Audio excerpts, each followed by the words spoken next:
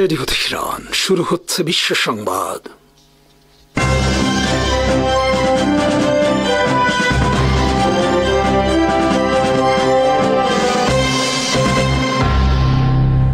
শুরুতেই সংবাদ শিরোনাম। আসসালামু আলাইকুম। জাতিসংঘ অধিবেশনে যোগ দিতে ফিলিস্তিন প্রেসিডেন্টকে যুক্তরাষ্ট্রে প্রবেশ করতে দেবে না ওয়াশিংটন। শেখ হাসিনার ন্যায় মোদির বিরুদ্ধেও ভোট চোর ও জালিয়াতির মাধ্যমে নির্বাচিত হওয়ার অভিযোগ কংগ্রেস সহ সব বিরোধী দলের। এবার ইউক্রেন যুদ্ধকে মোদির যুদ্ধ হিসেবে আখ্যায়িত করল যুক্তরাষ্ট্র। যুক্তরাষ্ট্রের বিকল্প বাজারের খোঁজে নয়াদিল্লি, তবে সুফল মিলছে না। ইয়েমেনের প্রধানমন্ত্রী সহ সব মসজিদের হত্যার দাবি ইসরায়েলের, প্রত্যাখ্যান হুথি সরকারের। ফিলিস্তিনের প্রেসিডেন্ট মাহমুদ আব্বাসকে আগামী মাসে জাতিসংঘের সাধারণ অধিবেশনে যোগ দিতে দেবে না যুক্তরাষ্ট্র। আগামী সেপ্টেম্বর মাসে জাতিসংঘের সাধারণ অধিবেশনে যোগ দেওয়ার লক্ষ্যে ৮০ জন কর্মকর্তা নিয়ে মাহমুদ আব্বাস যুক্তরাষ্ট্রে যাওয়ার আবেদন করেন, কিন্তু যুক্তরাষ্ট্রের পররাষ্ট্র মন্ত্রণালয় তাদের সবার ভিসা আবেদন প্রত্যাখ্যান করেছে। সম্প্রতি ফ্রান্স সহ বিভিন্ন দেশ ফিলিস্তিনকে স্বাধীন দেশ হিসেবে স্বীকৃতি দেওয়ার কারণে এই সিদ্ধান্ত নিয়েছে বলে জানিয়েছেন যুক্তরাষ্ট্রের পররাষ্ট্রমন্ত্রী মার্কো রুবিও। বলেছেন, ফ্রান্স সহ বিভিন্ন দেশ ফিলিস্তিনকে স্বাধীন রাষ্ট্র হিসেবে স্বীকৃতির যে সিদ্ধান্ত নিয়েছে তা মধ্যপ্রাচ্যের শান্তি প্রক্রিয়ার বিরোধী। নামে মাত্র ফিলিস্তিন রাষ্ট্রের প্রেসিডেন্ট মাহমুদ আব্বাস দীর্ঘদিন ধরে যুক্তরাষ্ট্র ও ইসরায়েলের দালাল হিসেবে পরিচিত, কিন্তু সেই দালাল প্রেসিডেন্টকেও এবার ভিসা দিচ্ছে না যুক্তরাষ্ট্র। বর্তমানে পশ্চিম তীর নামক যে ফিলিস্তিন এলাকা রয়েছে সেখানে রয়েছে নামে মাত্র একটি ফিলিস্তিন সরকার, যার প্রেসিডেন্ট মাহমুদ আব্বাস। তবে পশ্চিম তীর আসলে 1967 সাল থেকে ইসরায়েলের দখলে। সেখানে রয়েছে হাজার হাজার ইসরায়েলি সেনা, তাদের ঘাঁটি ও ক্যাম্প। 1967 সালে পশ্চিম তীর দখলের পর থেকে ফিলিস্তিনিদের জমিতে 7 লাখের বেশি ইহুদিদের বসতি স্থাপন করেছে ইসরায়েল আর্মি। এমনকি সেখানে রয়েছে ইসরায়েলের অনেক জেলখানা, যেখানে তারা হাজার হাজার ফিলিস্তিনিদের যুগ যুগ ধরে বিনা বিচারে বন্দী করে রাখতে পারে। ফিলিস্তিনি নারীদেরও ইসরায়েলি সেনারা ধরে নিয়ে ধর্ষণ করে ও বন্দী করে রাখে। ফিলিস্তিনি নামক যে রাষ্ট্র সেখানে রয়েছে তাদের নেই কোনো সেনাবাহিনী, রয়েছে একটি পুলিশ বাহিনী যারা অনেক সময় ইসরায়েল আর্মির হয়ে দমন পীড়ন চালায় মাহমুদ আব্বাস সরকার বিরুদ্ধে ফিলিস্তিনিদের বিরুদ্ধে। মূলত আরবদের সাহায্যে চলা মাহমুদ আব্বাসের সরকার আকণ্ঠ দুর্নীতিতে নিমজ্জিত একটি সরকার। তারা ইসরায়েল থেকেও সাহায্য গ্রহণ করে তথাকথিত এই সরকার পরিচালনায়। মাহমুদ আব্বাসের ভিসা আটকে দেওয়ায় যুক্তরাষ্ট্রের সিদ্ধান্তকে স্বাগত জানিয়েছে ইসরায়েল। বিশ্বের 193টি দেশ জাতিসংঘের সদস্য, এর মধ্যে 147টি দেশ ফিলিস্তিনকে স্বাধীন দেশ হিসেবে স্বীকৃতি দিয়েছে। তবে এসব দেশ ফিলিস্তিনকে স্বাধীন দেশ হিসেবে স্বীকৃতি দেওয়ার মাধ্যমে তাদের দায় সেরেছে মাত্র। ফিলিস্তিনকে একটি কার্যকর স্বাধীন রাষ্ট্র প্রতিষ্ঠার কোনো উদ্যোগ নেই এসব দেশের পক্ষ থেকে। বস্তুত যুক্তরাষ্ট্রের বিরোধিতার কারণে 193টি দেশের মধ্যে 147টি দেশ ফিলিস্তিনের পক্ষে থাকলেও তাদের এই সমর্থনের কোনো মূল্য নেই। ফিলিস্তিনকে স্বাধীন রাষ্ট্র হিসেবে এসব দেশ স্বীকৃতি দিয়েছে, কিন্তু দেশটিকে প্রকৃত স্বাধীন করা ও ইসরায়েলের আগ্রাসন থেকে বন্ধ করার ক্ষেত্রে কোনো পদক্ষেপ নেই তাদের। কারণ এসব দেশের সরকার মূলত যুক্তরাষ্ট্র সহ বিভিন্ন শক্তির কাছে ক্ষমতা, বাণিজ্যিক স্বার্থ সহ বিভিন্ন কারণে নতজানু। ভারতের বিরোধী রাজনীতিকরা মোদির পতনের লক্ষ্যে আন্দোলন শুরু করেছে। বিরোধী অনেক রাজনীতিবিদ মোদিকেও বাংলাদেশের মাফিয়া শাসক শেখ হাসিনার সাথে তুলনা করা শুরু করেছেন।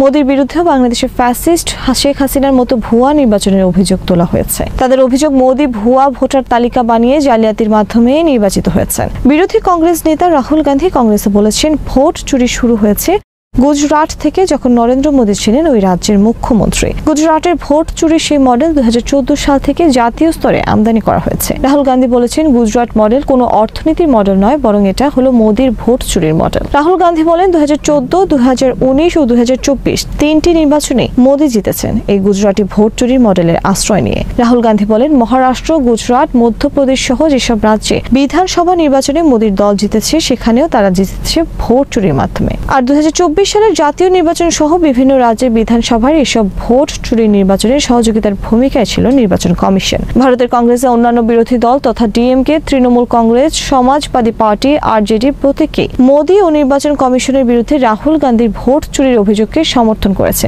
বর্তমানে ভারতে বিজেপি সরকারের উদ্যোগে ভোটার তালিকা নিয়ে তীব্র বিতর্ক চলছে। তৃণমূল নেতা অভিষেক ব্যানার্জি বলেছেন, মোদির অধীনে সুষ্ঠু ভোটার তালিকা হবে না, তাকে পদত্যাগ করতে হবে। ভারতের মোদি বিরোধী বিভিন্ন গণমাধ্যম, সামাজিক যোগাযোগ মাধ্যম সহ বিভিন্ন মহলে বর্তমানে চলছে মোদির বিরুদ্ধে ভোট চোর, ভোট জালিয়াতির অভিযোগ নিয়ে ব্যাপক আলোচনা। ভারতের মতে বিশ্বের সর্ববৃহৎ গণতন্ত্রের দেশে ভোট নিয়ে এই ধরনের গুরুতর অভিযোগ বিষয়ে অবিলম্বে সুষ্ঠু তদন্তের দাবি জানিয়েছে অনেক প্রতিষ্ঠান। এত বড় অভিযোগকে অনেকে কেবল রাজনৈতিক অভিযোগ হিসেবে মেনে নিতে রাজি নন। বাংলাদেশের পলাতক মাফিয়া শাসক শেখ হাসিনা 2008 সাল থেকে টানা 4 বার নির্বাচিত হয়েছেন, আর ভারতের প্রধানমন্ত্রী নরেন্দ্র মোদী 2014 সাল থেকে পরপর 3 বার টানা নির্বাচিত হয়েছেন। বাংলাদেশে শেখ হাসিনার বিরুদ্ধে অভিযোগ ছিল তিনি সাজানো আর ভুয়া ভোটের মাধ্যমে 4 বার প্রধানমন্ত্রী নির্বাচিত হয়েছেন। এবার মোদীর বিরুদ্ধেও দেশটির বিরোধীদের পক্ষ থেকে শেখ হাসিনার মতো ভোট চুরির অভিযোগ উঠল। বাংলাদেশের ভোট চোর মাফিয়ার শাসক শেখ হাসিনাকে নিরঙ্কুশ সমর্থন দিয়ে গেছে ভারতের কংগ্রেস থেকে শুরু করে বর্তমান মোদী সরকার পর্যন্ত।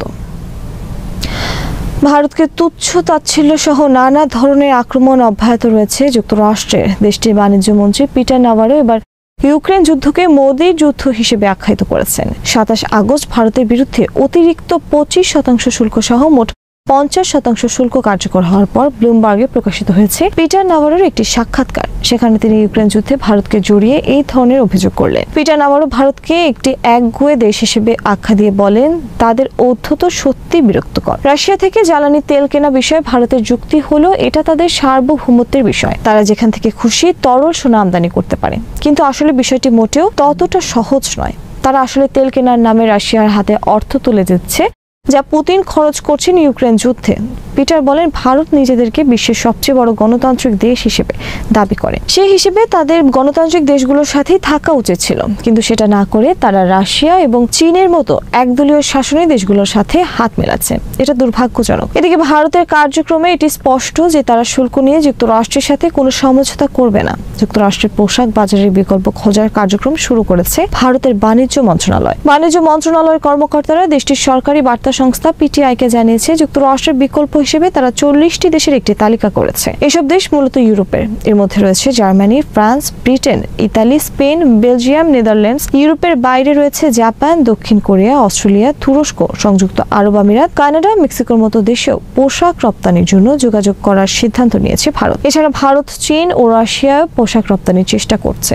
তবে ভারতের বিশ্লেষকরা সরকারের এই উদ্যোগের সমালোচনা করে বলছে, এভাবে ভারত আমেরিকার বিরুদ্ধে পদক্ষেপ নিয়ে রক্ষা পাবে না। এতে সামান্য কিছু সাড়া পাওয়া যেতে পারে, কারণ ওই সব দেশের ব্যবসায়ীরা কম দামে অন্য দেশ থেকে পোশাক না কিনে কেন উচ্চ দামে ভারতীয় পোশাক কিনবে, সেটা একটা প্রশ্ন। রাশিয়ার হাতে বর্তমানে কোনো অর্থ নেই। চীন ও ভিয়েতনামের মতো দেশের সস্তা পোশাক বাদ দিয়ে ভারত থেকে উচ্চ দামে পোশাক কিনবে না। ইসরায়েল আর্মি দাবি করেছে, বৃহস্পতিবার তারা ইয়েমেনে হামলা চালিয়ে হত্যা করেছে দেশটির প্রধানমন্ত্রী সহ মন্ত্রিসভার সব সদস্য। তবে ইয়েমেনের হুথি আর্মি আনসার আল্লাহ ইসরায়েলের এই দাবিকে মিথ্যা আখ্যায়িত করে বলেছে, ইসরায়েলের হামলায় বৃহস্পতিবার তাদের কোনো নেতা নিহত হয়নি। বৃহস্পতিবার ইসরায়েল আর্মি হামলা চালায় রাজধানী সানার একটি ভবনে। সেখানে হুথি সরকারের প্রধানমন্ত্রী আহমেদ আল রাহাবির নেতৃত্বে মন্ত্রী পরিষদের বৈঠক চলছিল। বৈঠকে 12 জন মন্ত্রীর 10 জন উপস্থিত ছিলেন। বাকি 2 মন্ত্রীও বৈঠকে যোগ দেওয়ার উদ্দেশ্যে ভবনে প্রবেশ করছিলেন। ঠিক এমন সময় ইসরায়েলের বোমা আঘাত করে ভবনটিকে। ইসরায়েল আর্মি বলেছে এটা ছিল একটি টার্গেট হামলা এবং হামলায় দেশটির প্রধানমন্ত্রী সহ মন্ত্রী পরিষদের সবাই নিহত হয়েছে। ব্রিটেন, ফ্রান্স ও জার্মানি এই 3 ইউরোপীয় দেশ E3 ইরানের বিতর্কিত পারমাণবিক কর্মসূচিকে ঘিরে জাতিসংঘের নিষেধাজ্ঞা পুনর্বহালের উদ্যোগ নিয়েছে। বৃহস্পতিবার তারা স্ন্যাপব্যাক মেকানিজম চালু করে 30 দিনের একটি আনুষ্ঠানিক প্রক্রিয়া শুরু করে। এই পদক্ষেপ ইরানের কড়া প্রতিক্রিয়ার জন্ম দিয়েছে। তেহরানের এক শীর্ষ কর্মকর্তা একে অবৈধ ও কূটনীতি বিরোধী বলে মন্তব্য করেন। তার ভাষায় এটি চাপ প্রয়োগের অংশ, কিন্তু ইরান কোনো চাপের কাছে নত হবে না। ইউরোপের সঙ্গে আলোচনার পথ যদিও খোলা থাকবে।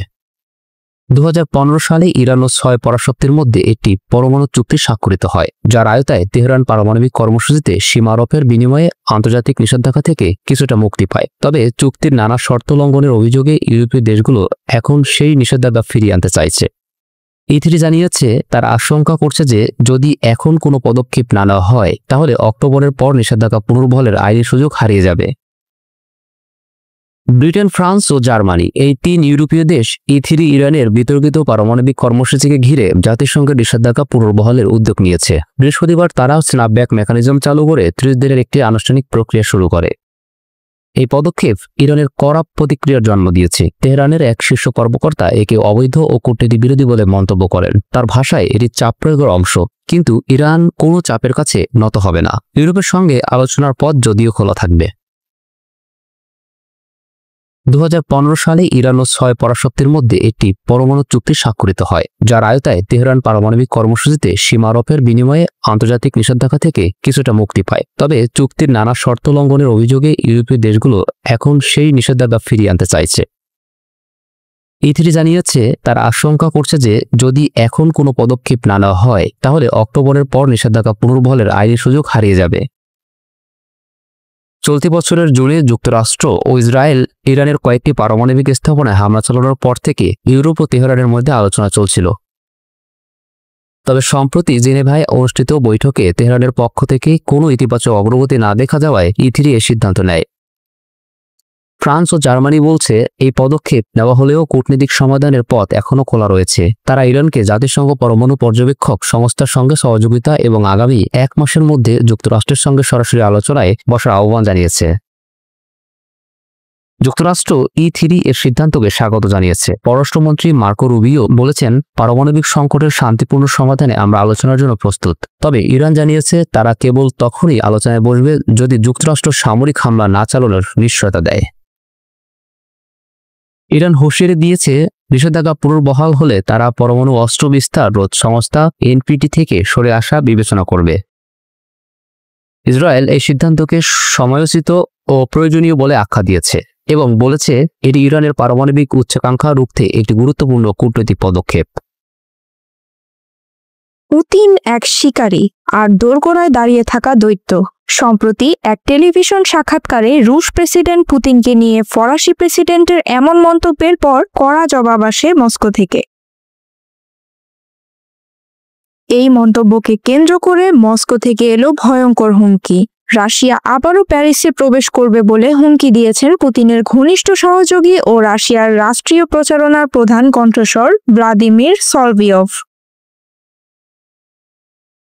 সলভিয়ভ তার বক্তব্যে বলেন, নেটো আমাদের সীমান্তে ঘাঁটি বানাচ্ছে, সৈন্য পাঠানোর হুমকি দিচ্ছে। তাই আমরা যদি শজেলিজে যাই তাতে অবাক হওয়ার কিছু নেই।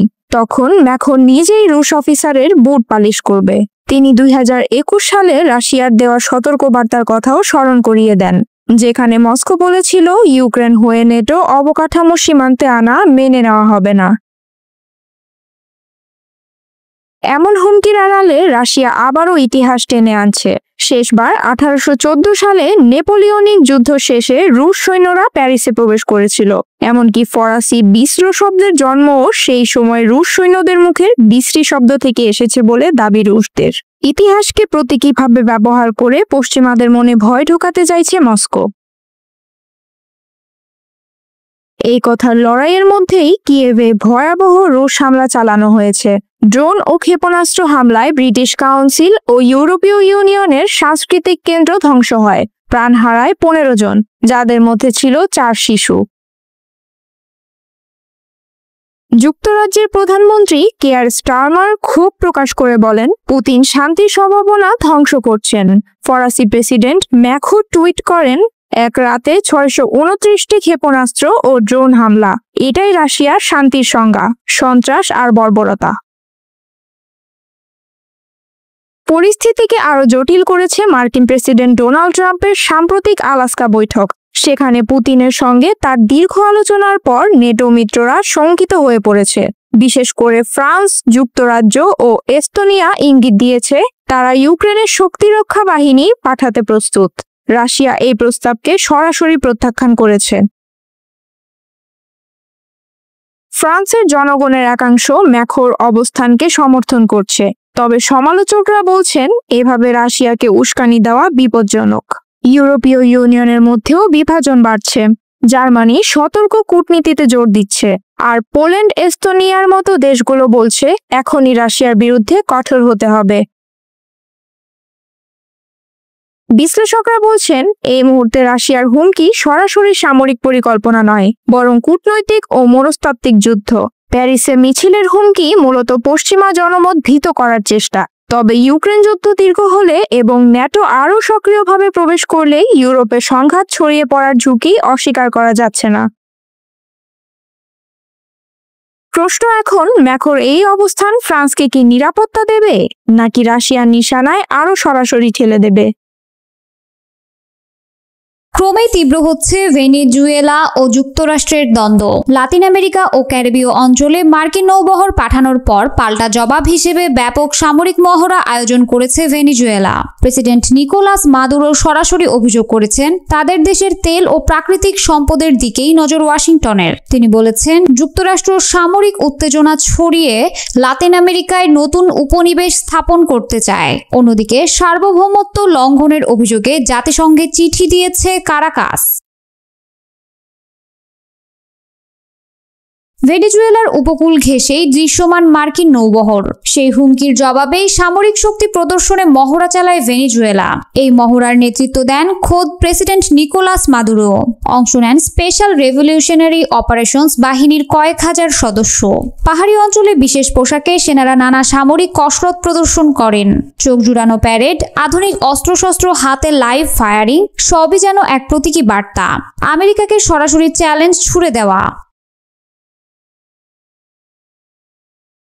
সামরিক মহড়ার মঞ্চে দাঁড়িয়েই যুক্তরাষ্ট্রের বিরুদ্ধে কড়া অভিযোগ তোলেন নিকোলাস মাদুরো।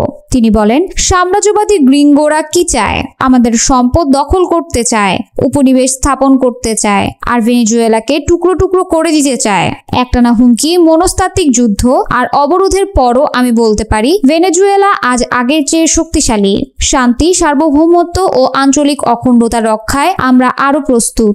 মাদুরোর বক্তব্য স্পষ্ট, যুক্তরাষ্ট্রের প্রতিটি পদক্ষেপকে তারা কেবল উস্কানি নয়, বরং দেশের সার্বভৌমত্বের জন্য সরাসরি হুমকি হিসেবেই দেখছে। চলতি সপ্তাহেই আরও একটি সামরিক মহড়ার ঘোষণা দিয়েছে মাদুরো প্রশাসন। অংশ নেবে নৌবাহিনী ও মিলিশিয়া বাহিনী। কারাকাসের দাবি, ওয়াশিংটনের পদক্ষেপ আন্তর্জাতিক আইন ভঙ্গ করেছে এবং এটি জাতিসংঘ সনদেরও সরাসরি লঙ্ঘন। ওয়াশিংটনের বিরুদ্ধে আনুষ্ঠানিক অভিযোগ জানিয়ে জাতিসংঘ মহাসচিব অ্যান্তনিও গুতেরেসকে একটি চিঠি পাঠিয়েছে ভেনেজুয়েলা। জাতিসংঘে নিযুক্ত দেশটির প্রতিনিধি স্যামুয়েল মোনকাদা বলেন, আমাদের দেশের বিরুদ্ধে মার্কিন সরকারের ক্রমাগত হয়রানিমূলক নীতি এবং সাম্প্রতিক বিপজ্জনক কর্মকাণ্ড আন্তর্জাতিক শান্তি ও নিরাপত্তার জন্য হুমকি। এই সামরিক তৎপরতা জাতিসংঘ সনদের স্পষ্ট লঙ্ঘন, অর্থাৎ কূটনৈতিক মঞ্চেও যুক্তরাষ্ট্রকে চাপে ফেলতে চাইছে কারাকাস। এর আগে উত্তেজনা তৈরি হয়েছিল। মাদক বিস্তার রোধের অজুহাতে ভেনেজুয়েলা উপকূলে 3টি ডেস্ট্রয়ার, পারমাণবিক সক্ষমতা সম্পন্ন একটি অ্যাটাক সাবমেরিন এবং 4500 নৌসেনা পাঠিয়েছিল যুক্তরাষ্ট্র। পাল্টা জবাবে ভেনেজুয়েলাও সারা দেশে মিলিশিয়া মোতায়েন করে এবং যুদ্ধজাহাজ নামায় তাদের জলসীমায়। অর্থাৎ উভয় পক্ষই শক্তি প্রদর্শনের মাধ্যমে নিজেদের অবস্থান স্পষ্ট করেছে। প্রসঙ্গত, মার্কিন প্রশাসন এখনো নিকোলাস মাদুরোকে বৈধ প্রেসিডেন্ট হিসেবে স্বীকৃতি দেয় না, বরং ওয়াশিংটনের অভিযোগ মাদুরোর সঙ্গে লাতিন আমেরিকার মাদক চক্র ও অপরাধী গোষ্ঠীর সরাসরি যোগসাজশ রয়েছে। এই অভিযোগ ঘিরেই যুক্তরাষ্ট্র দেশটির ওপর দীর্ঘদিন ধরে অর্থনৈতিক অবরোধ বজায় রেখেছে। ভেনেজুয়েলা ও যুক্তরাষ্ট্রের দ্বন্দ্ব মূলত অর্থনৈতিক ও ভূরাজনৈতিক স্বার্থকে কেন্দ্র করে। বিশ্বের অন্যতম তেল সমৃদ্ধ দেশ ভেনেজুয়েলাকে ঘিরেই আমেরিকার আগ্রহ দিন দিন বাড়ছে। অন্যদিকে ওয়াশিংটনের প্রতিটি পদক্ষেপকে দেশটির জনগণ নিজেদের অস্তিত্বের হুমকি মনে করছে।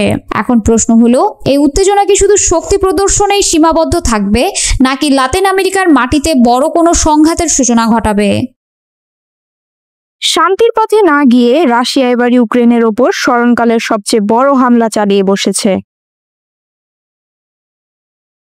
এই মাসের শুরুতে মার্কিন প্রেসিডেন্ট ডোনাল্ড ট্রাম্প ইউক্রেনের যুদ্ধের অবসান নিয়ে আলোচনা করার জন্য ভ্লাদিমির পুতিনের সাথে আলাস্কায় বৈঠক করেন। এরপর থেকে কিয়েভের ওপর আক্রমণের মাত্রা বাড়ে। এবারের হামলা স্মরণকালে সবচেয়ে বড় হামলার একটি।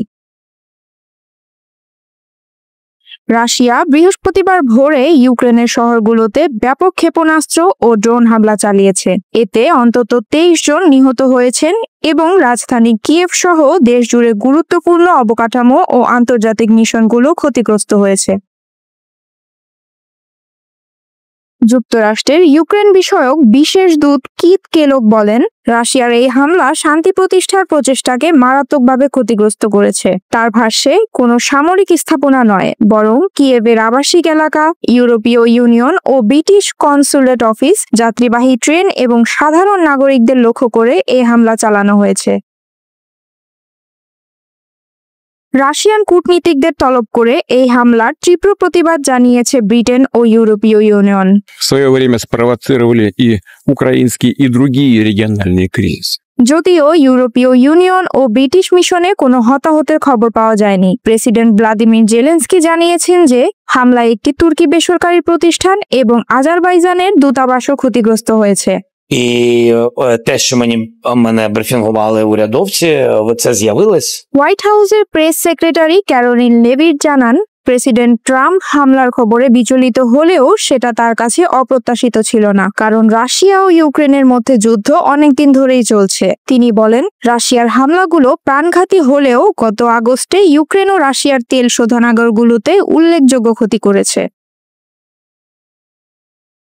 লেভিট বলেন, সম্ভবত যুদ্ধের দুই পক্ষই এখনও তা শেষ করতে প্রস্তুত নয়। মার্কিন প্রেসিডেন্ট যুদ্ধের অবসান চান, তবে এর জন্য দুই দেশের নেতৃত্বের সত্যিকারের আগ্রহ ও কার্যকর উদ্যোগই সবচেয়ে বেশি জরুরি।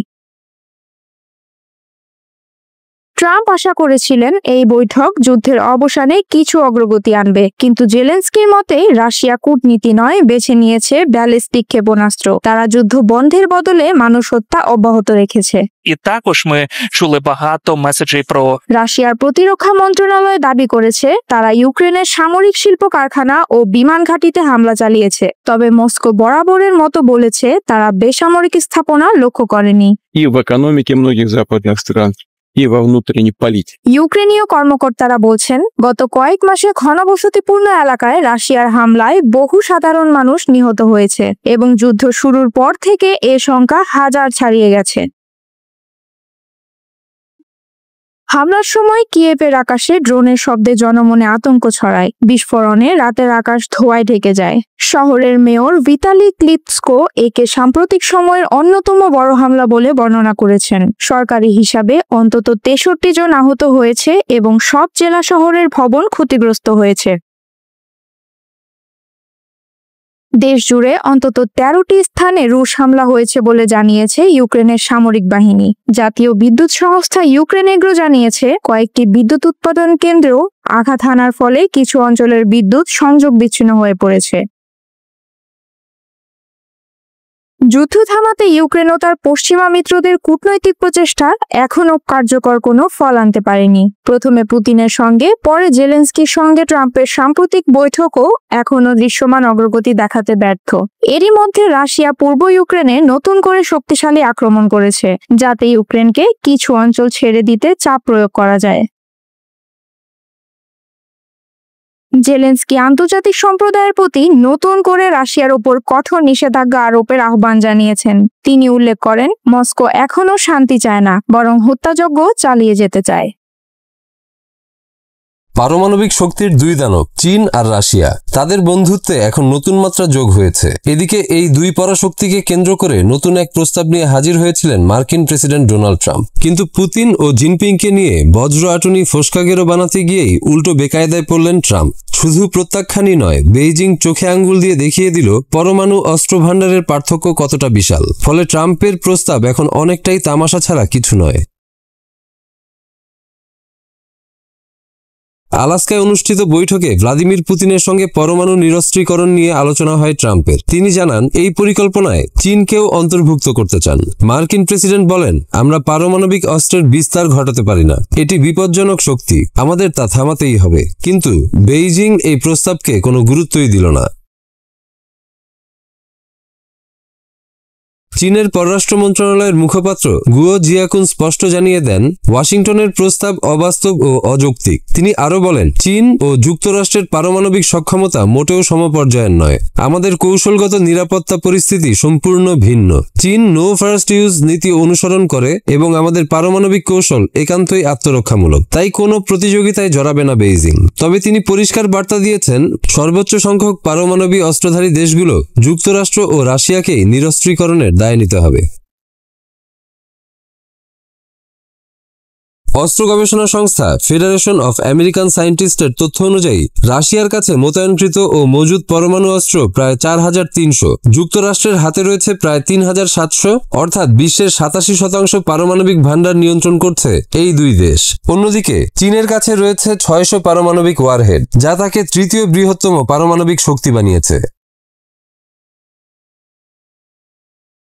আলাস্কা বৈঠকের মাত্র একদিন আগেই ভ্লাদিমির পুতিন যুক্তরাষ্ট্রকে নতুন পারমাণবিক অস্ত্র নিয়ন্ত্রণ চুক্তির প্রস্তাব দেন। তবে দীর্ঘদিন ধরেই ওয়াশিংটন চেষ্টা করছে চীনকে এই আলোচনায় যুক্ত করতে, কিন্তু বেইজিং এতে রাজি নয়। কারণ মার্কিন গোয়েন্দা সংস্থার বার্ষিক মূল্যায়ন বলছে চীন এখন তার পারমাণবিক সক্ষমতা আধুনিকরণ ও সম্প্রসারণে অটল। চীন রাশিয়ার ঐক্য এখন ওয়াশিংটনের জন্য আন্তর্জাতিক কূটনীতিতে সবচেয়ে বড় মাথাব্যথার নাম। পরমাণু ভান্ডারের সংখ্যায় এগিয়ে থেকেও নতুন শক্তি হিসেবে চীনের আগমন ট্রাম্প প্রশাসনের জন্য এক অস্বস্তিকর বাস্তবতা। বিশ্লেষকদের মতে ট্রাম্পের প্রস্তাব চীনকে চাপে ফেলতে ব্যর্থ হয়েছে, বরং উল্টো প্রমাণ করেছে পারমাণবিক খেলায় এখন ওয়াশিংটনের পক্ষে দুই ফ্রন্টে লড়াই করা কঠিন। প্রশ্ন একটাই, এই কূটনৈতিক ঠান্ডা যুদ্ধ কি সরাসরি অস্ত্র প্রতিযোগিতায় গড়াবে, নাকি আলোচনার টেবিলেই সীমাবদ্ধ থাকবে? অসহায় ফিলিস্তিনিদের ওপর ইসরায়েলি বাহিনীর নির্মম হত্যাযজ্ঞ বিশ্বের সবার কাছেই নিন্দিত হয়েছে। এর বহিঃপ্রকাশ হিসেবে যুক্তরাষ্ট্র এবার ইসরায়েলের উপর নতুন এক নিষেধাজ্ঞা দিল। গাজা যুদ্ধের উত্তেজনার কারণে ব্রিটিশ সরকার আগামী মাসে লন্ডনে অনুষ্ঠিতব্য বৃহত্তম অস্ত্র মেলায় ইসরায়েলি কর্মকর্তাদের অংশগ্রহণের উপর নিষেধাজ্ঞা আরোপ করেছে। ব্রিটিশ প্রতিরক্ষা মন্ত্রণালয় শুক্রবার এ তথ্য নিশ্চিত করেছে। সেপ্টেম্বর 9 থেকে 12 পর্যন্ত অনুষ্ঠিতব্য এই দ্বিবার্ষিক মেলাটি বিশ্বের অন্যতম বৃহৎ অস্ত্র বাণিজ্য প্রদর্শনী। এই নিষেধাজ্ঞার পেছনে মূল কারণ হল ব্রিটেন ইতোমধ্যে ইসরায়েলের বিরুদ্ধে অস্ত্র রপ্তানি লাইসেন্সের কিছু অংশ সাময়িকভাবে স্থগিত করেছে, মুক্ত বাণিজ্য আলোচনা স্থগিত রেখেছে এবং গাজা অভিযানের কারণে দুইজন চরমপন্থী ইসরায়েলি মন্ত্রীর ওপর নিষেধাজ্ঞা আরোপ করেছে। গাজায় মানবিক সাহায্যের প্রবাহ বন্ধ থাকায় সেখানে গভীর খাদ্য সংকট তৈরি হয়েছে। ব্রিটিশ সরকারের বিবৃতিতে বলা হয়েছে, ইসরায়েলি সরকারের গাজায় সামরিক অভিযান আরও বাড়ানোর সিদ্ধান্ত একদমই অমানবিক। এই যুদ্ধে এখনই কূটনৈতিক সমাধান দরকার, সেই সঙ্গে যুদ্ধবিরতি, বন্দীদের মুক্তি এবং গাজার মানুষের জন্য মানবিক সাহায্যের বৃদ্ধি নিশ্চিত করতে হবে। মে মাসে প্রকাশিত এক প্রতিবেদনে জানানো হয় যে গত বছরের সেপ্টেম্বর থেকে ব্রিটিশ সরকারের আংশিক নিষেধাজ্ঞার পরও যুক্তরাজ্যের বিভিন্ন কোম্পানি ইসরায়েলের কাছে সামরিক রপ্তানি চালিয়ে যাচ্ছে। যদিও ইসরায়েলের সরকারি প্রতিনিধি দল মেলায় অংশগ্রহণ থেকে বিরত থাকলেও দেশের প্রতিরক্ষা সংস্থাগুলো এই প্রদর্শনীতে অংশ নিতে পারবে। ইসরায়েলি গণমাধ্যমে বলা হয়েছে, ব্রিটেন এই নিষেধাজ্ঞা তুলে নিতে ইসরায়েলের কাছ থেকে অধিকৃত ফিলিস্তিনি ভূখণ্ডে আন্তর্জাতিক আইন মেনে চলার প্রতিশ্রুতি চেয়েছে। ইউরোপীয় অঞ্চলে ইসরায়েলের গাজা যুদ্ধের বিরুদ্ধে চাপ বাড়ছে। গত মে মাসে ফ্রান্স প্যারিস এয়ার শোতে ইসরায়েলি অস্ত্র প্রস্তুতকারকদের আক্রমণাত্মক অস্ত্র প্রদর্শন থেকে বিরত থাকার ঘোষণা দেয়। শেফিল্ডে আগামী শনিবার কোপেনহেগেনে ইউরোপীয় ইউনিয়নের পররাষ্ট্রমন্ত্রীরা আরও কঠোর নিষেধাজ্ঞার বিষয়ে আলোচনা করবেন। সুইডেন ও নেদারল্যান্ডস এই কঠোর অবস্থানের নেতৃত্ব দিচ্ছে। ব্রিটিশ প্রধানমন্ত্রী কিয়ার স্টারমার ইসরায়েলের বিরুদ্ধে কঠোর অবস্থান নিয়েছেন এবং গত মাসে ঘোষণা দিয়েছেন, যদি ইসরায়েল যুদ্ধবিরতি না মানে এবং দখল অবসান না করে তাহলে সেপ্টেম্বর মাসে তিনি ফিলিস্তিনি রাষ্ট্রকে স্বীকৃতি দেবেন। বন্ধুত্বের প্রতিদান দিতে ভোলেনি ইরান। ইসরায়েলের সঙ্গে 12 দিনের যুদ্ধে পাশে দাঁড়িয়েছিল ভেনেজুয়েলা। এবার সেই বন্ধু যখন আমেরিকার হুমকির মুখে, তখন পাশে দাঁড়ানোর ঘোষণা দিল তেহরান।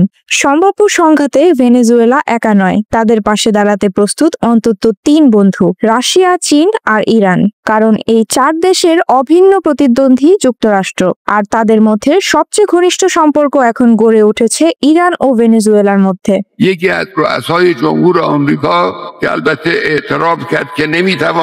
ইরান ভেনেজুয়েলা সম্পর্ক অত্যন্ত গুরুত্বপূর্ণ ও কৌশলগতভাবে তাৎপর্যপূর্ণ। দুই দেশের সম্পর্ক প্রায় 50 বছরের পুরনো, তবে 2000 সালের পর থেকে এটি আরো শক্তিশালী হয়েছে। কারণ একটাই, উভয় দেশই মার্কিন নিষেধাজ্ঞার শিকার। তাই নিজেদের সার্বভৌমত্ব রক্ষায় এবং পশ্চিমা আধিপত্য মোকাবিলায় তারা একে অপরকে সমর্থন দিয়ে আসছে। মূল নীতি একই, পশ্চিমা দমন নীতি প্রতিরোধ।